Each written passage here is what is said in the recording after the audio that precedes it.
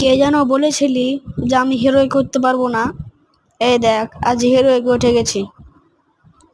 সাহস থাকলে দুদিনে হিরোইক উঠে দেখা। আমি খেলবো কাস্টমার। আমি দুদিনে হিরোইক উঠেছি ভাই, পারলে কেউ উঠে দেখাও। তোমরা জীবনই পারবা না দুদিনে হিরোইক করতে। ফাইনালি একবার হিরোইক ডান। পারলে আমার সাথে কাস্টম খেলবা, তাড়াতাড়ি এসো।